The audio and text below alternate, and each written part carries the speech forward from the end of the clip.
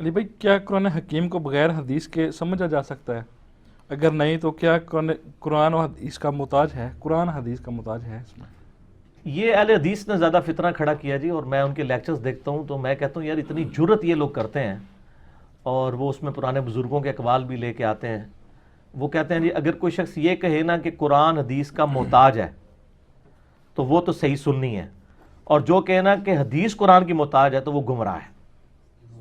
اور اس میں وہ حدیث کو نبی الاسلام کے ایکویلنٹ لے آتے ہیں، چونکہ وہ کہہ رہے ہیں نبی الاسلام کو آپ قرآن سے کمپیئر کریں۔ حدیث نبی الاسلام کا ایکویلنٹ نہیں ہے۔ حدیث ظاہر ایک علمی کوشش ہے، ہم تک پہنچی ہے، اس میں ضعیف روایتیں بھی پہنچی ہیں، صحیح بھی پہنچی ہیں، تواتر والی بہت تھوڑی ہیں، اس میں آپ اختلاف رائے کر سکتے ہیں۔ یہ اس طرح نہیں ہے۔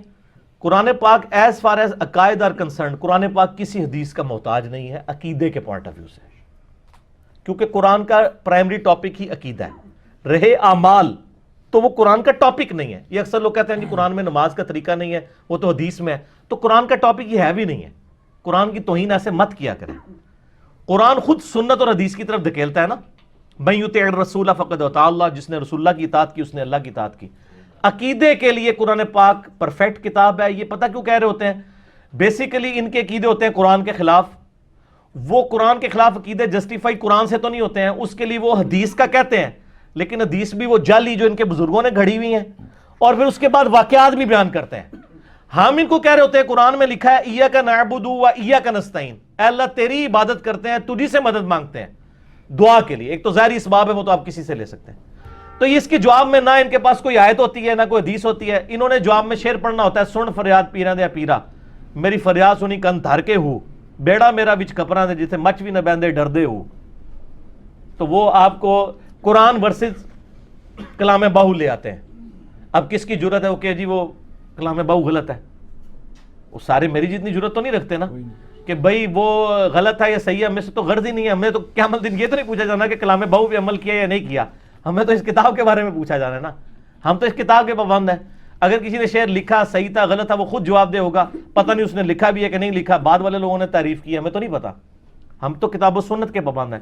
اسی لیے نبی علیہ السلام نے حجۃ الوداع کے موقع پر کسی بابے کے حوالے نہیں کیا، حالانکہ اس وقت جو بابے تھے وہ اس قابل تھے کہ ان کے حوالے کیا جاتا۔ آپ کہہ سکتے تھے ابو بکر، عمر، عثمان و علی کو پکڑ لینا۔ حجۃ الوداع پہ آپ نے کیا فرمایا؟ اپنے بعد دو چیزیں چھوڑ کے جا رہا ہوں۔ المستدرک الحاکم میں انٹرنیشنل نمبر کے مطابق 318 نمبر حدیث ہے، اپنے بعد تم میں دو چیزیں ایسی چھوڑ کے جا رہا ہوں جن کو پکڑ لوگے کبھی گمراہ نہیں ہوگے۔ ایک اللہ کی کتاب ہے، دوسری اس کے نبی کی سنت صلی اللہ علیہ وآلہ وسلم۔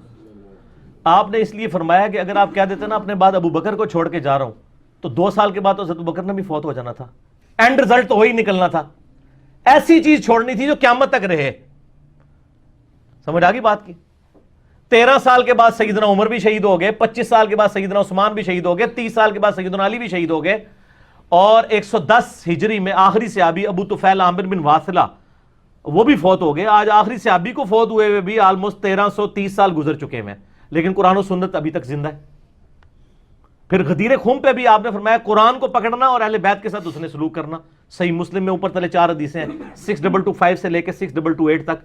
اس میں الفاظ ہیں کہ قرآن اللہ کی کتاب ہے، اس میں ہدایت ہے، اس میں نور ہے، اس سے اپنا تعلق مضبوط کرو، جو اسے پکڑے گا ہدایت پہ ہوگا، جو چھوڑ دے گا گمراہ ہوگا۔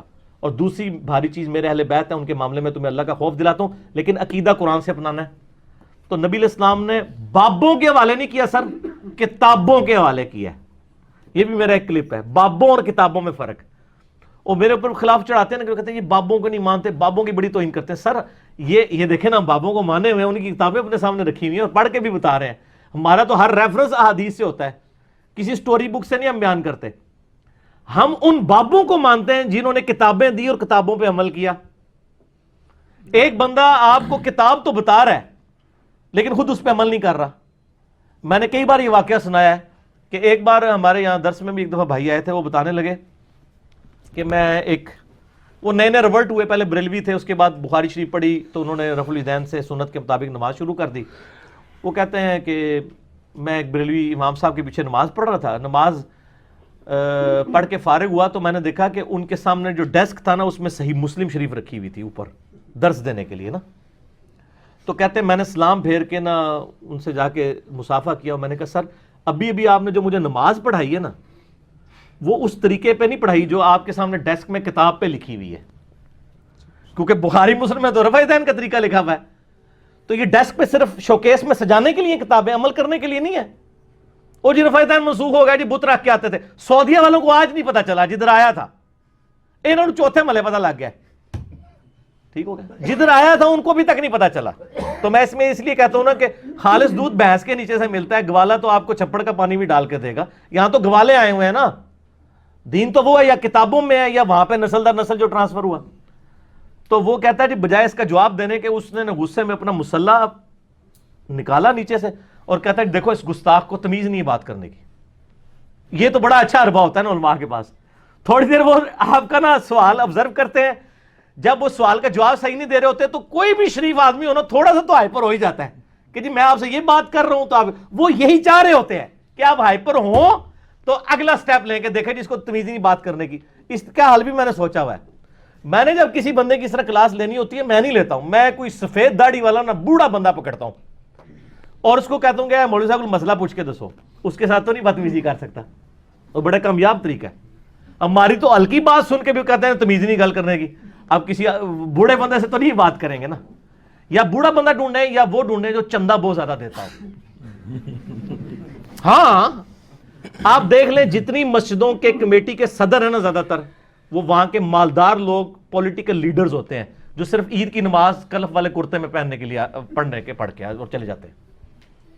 کرائٹیریا یہ ہوتا ہے. ان کے لیے نمازیں بھی لیٹ ہو جاتی ہیں. ٹھیک ہو کہ نا. ان کے لیے پھر یہ کہا جاتا ہے ہاں یہ بھی ثابت ہے، یہ بھی ثابت ہے. سر میں اس لیے آپ کو کہتا ہوں نا کہ آپ بخاری مسلم سے رفع الیدین ثابت نہیں کر سکتے نا، وہ 2 منٹ میں آپ ثابت کر سکتے ہیں. آپ ایسے کسی امام مسجد کو کہ جو رفع الیدین سے نماز نہ پڑھتا ہو، 10,000 روپیہ پاکستان میں تنخواہ لے کے بیچارہ ذلیل ہو رہا ہو، اس کے کان میں جا کے کہیں یار سعودیہ سے ایک ویزا ہے تو تنخواہ جڑی پاکستانی 1.5 لاکھ روپے، لیکن تو پتہ سعودیہ والے طرف دین کر دینے کیونکہ گمراہ ہے نا، ان کو تو پتہ ہی نہیں منسوخ ہو چکا ہے. تو آپ تو رفع دین کرتے نہیں ہیں تو وہاں تو پھر آپ کو امامت میں رفع الیدین کرنا پڑے گا. ہاں جی کیوں نہیں، یہ بھی ثابت ہے. جو بخاری مسلم کی درجنوں حدیثیں نہیں ثابت کر سکتی نا، وہ آپ کو ایک سعودیہ کا ویزا ثابت کر سکتا ہے. اس سے پتہ چل گیا کہ یہ ثبوت کا تعلق صرف فائنینشیل بینیفٹس کے ساتھ ہوتا ہے. ٹھیک ہو گیا.